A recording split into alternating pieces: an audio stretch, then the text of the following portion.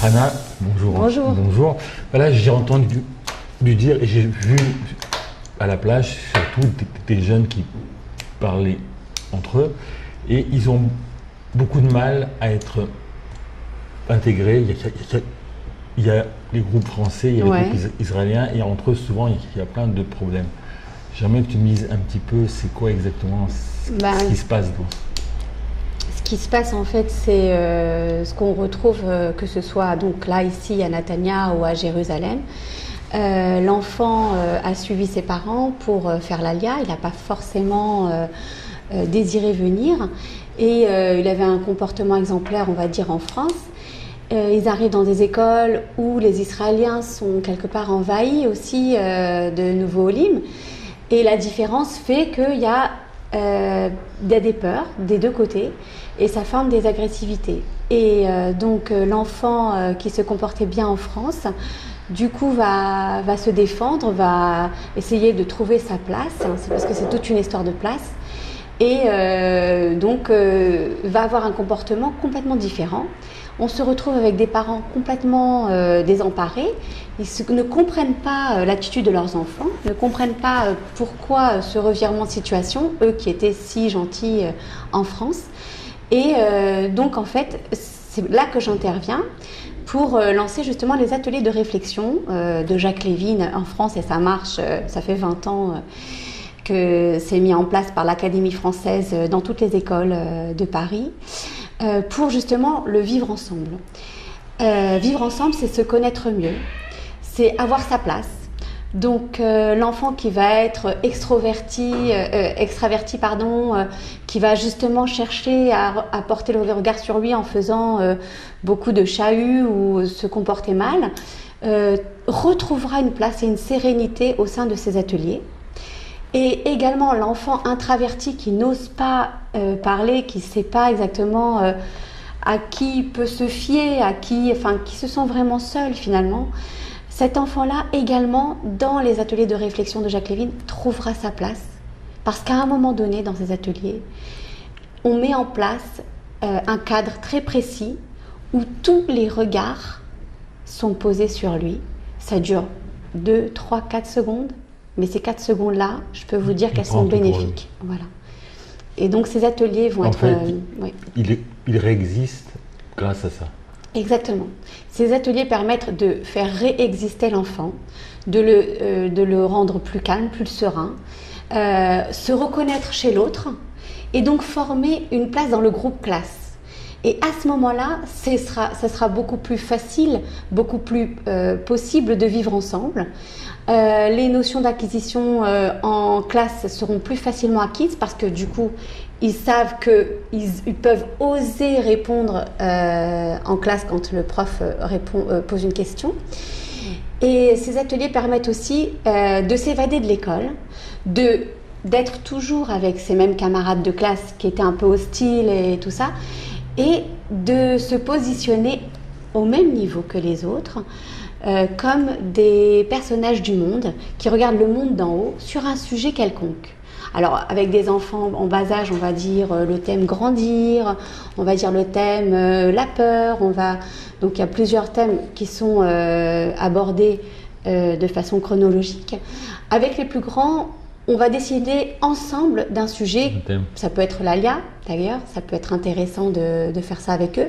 Moi, j'ai la chance justement de faire ça occasionnellement dans les écoles françaises, les lycées, les grands. Donc, je rentre en terminale et je leur fais un atelier de réflexion. Une chose, est-ce que c'est entre Français ou alors il y a des Israéliens et des Français? Alors, le but aujourd'hui... C'est en français ou c'est en hébreu? Comment ça se passe?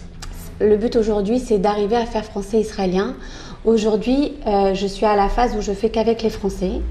Et c'est vrai que pourquoi j'ai voulu lancer ces ateliers, c'est vraiment pour que les Français et les Israéliens participent à ce même atelier, pour qu'on puisse avoir justement ce vivre ensemble,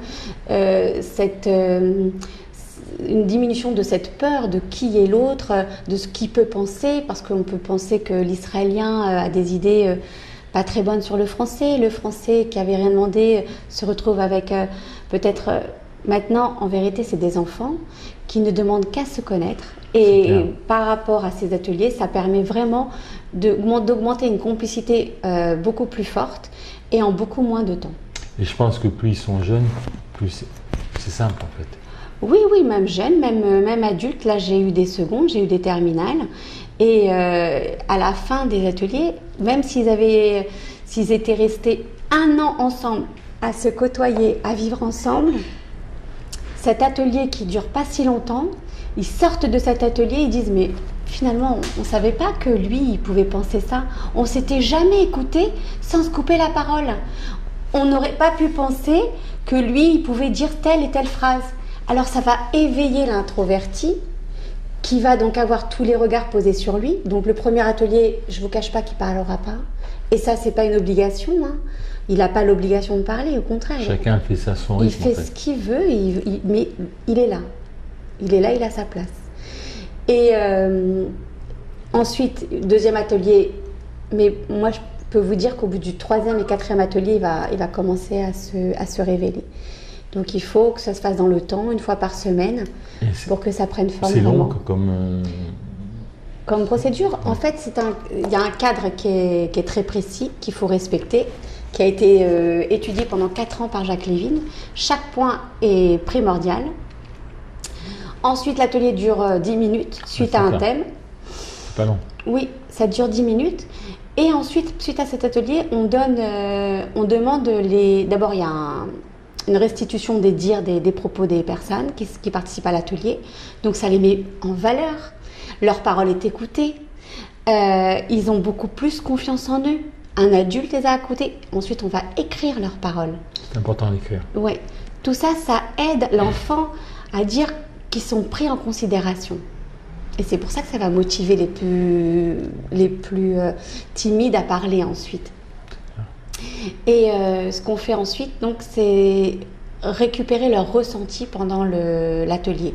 Il y en a qui vont oser donc parler et ils vont dire « ouais, j'ai eu peur » et tout ça. Et là, on accompagne cette peur.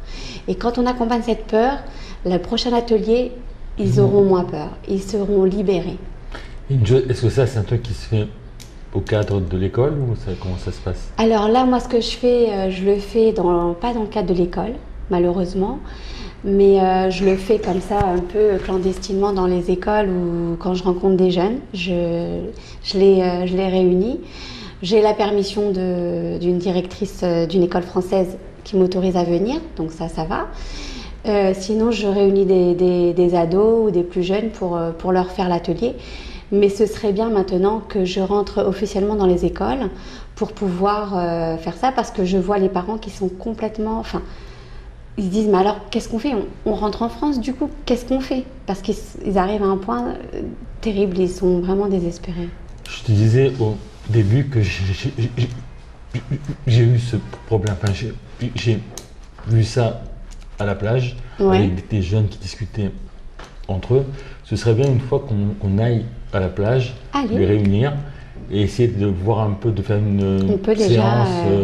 Oui. Une séance, alors je fais un appel, on va essayer de trouver une date. Oui. Et on va essayer de faire ça avec des jeunes.